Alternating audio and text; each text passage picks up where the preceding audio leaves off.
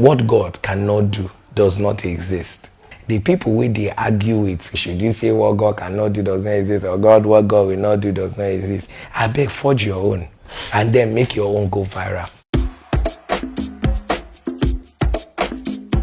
My name now Jerry Uchechukwu Eze, the convener of New Season Prophetic Prayers and Declaration, NSPPD.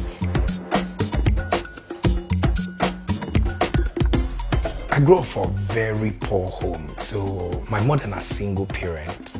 But my mama say God tell her, say in hand in my life. So my mama no degree see me on the streets. Life was hard. Life was really tough. Until one day I went to church and I met a kind couple. And the couple will train me for school. They trained me for my secondary school, finished secondary school, trained me for university. So now my small story be that.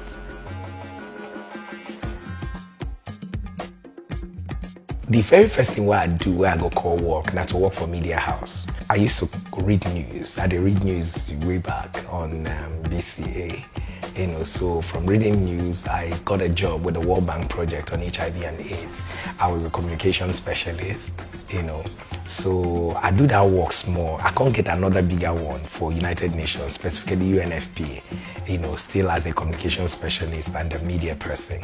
So now that one, what they do when the call of God can't be strong for my body.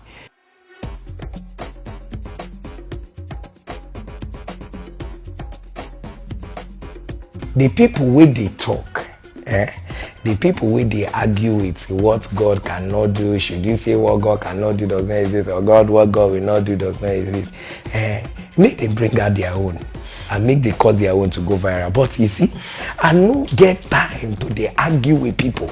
Is what God cannot do does not exist? Is it? I beg, forge your own and then make your own go viral. But I guess I just address the small one where somebody they talk say there are things where God no fit do. You say what God cannot do, God cannot lie. The Bible say I can do all things through Christ that strengthens me. I go smoke Igbo. No. I go sleep with somebody when no be my wife. But Bible say I can do all. The problem say they know they understand context. So what do they talk say? What God cannot do, everything that is in the nature of God, that what he cannot do does not exist. To whom brain is given, sense is expected. Today happens to be our wedding anniversary. I married for when I did 24. Because me and I'm already in a relationship, because I meet them when I did final year in the third year, So and I meet them for where I go preach. And so I open mouth that night. So and I tell them, I no get rhyme. I know, how would we say it in Igbo? They do understand. So I no get rhyme. So I just told her, the Holy Ghost say I should marry. I told her God said I should marry you. So and she didn't come out. She run, come out. As I ran, I was crying. I cried. I went straight to my friend's room. But I think my major problem, Yes. My major problem was his height. Because I used to tell God I want a tall man, tall man. I'm not short though. I didn't say you're short, no, you're not short. But I wanted a tall man. I wanted a tall man. So that was the first. I said, hey, he's short. Hey, the thing just didn't make it. The friends I had then, I told them they were jumping. He was like a celebrity in school, but I wasn't happy. So it took me some days to just, chew on it. But when I finally went to pray, immediately I went to pray. I just knew, God just told me, I just knew he was the one. And the things that were in my heart, that made me concerned, I asked God and God just cleared, those doubts. So I came back and met him and told him, I'm ready, let's do it. I'm not good. The journey for this 14 years. Now my wife captured the journey in the book where she writes, say, I almost ruined my marriage. So the journey no easy.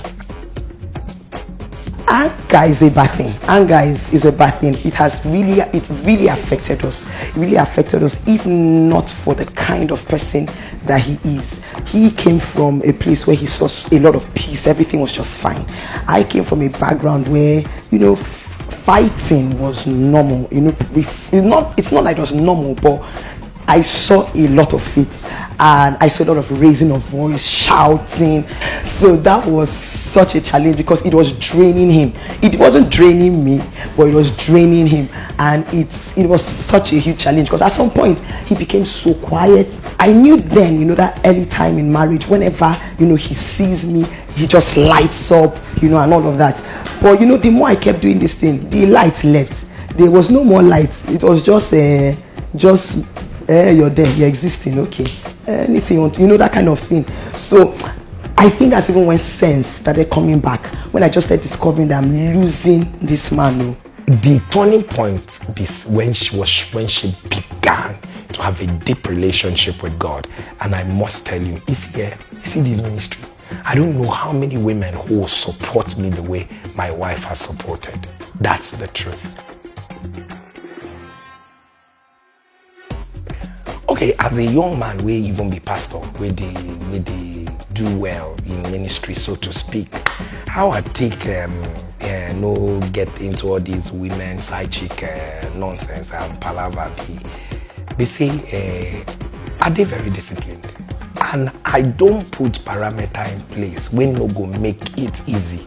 Wherever I go with a check system in place. So and besides, you get something.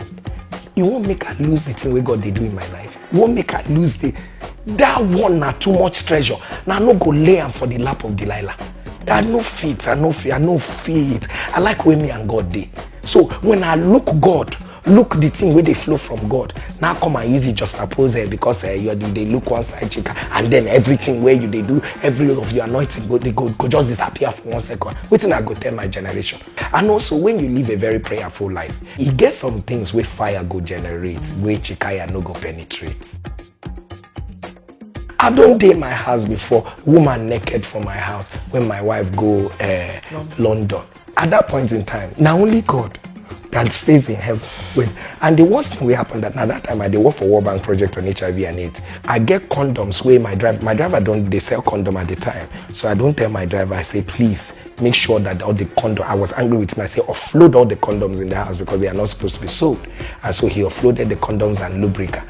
So you can imagine where somebody don't naked, you look left, see condom and lubricant, waiting they hold you now.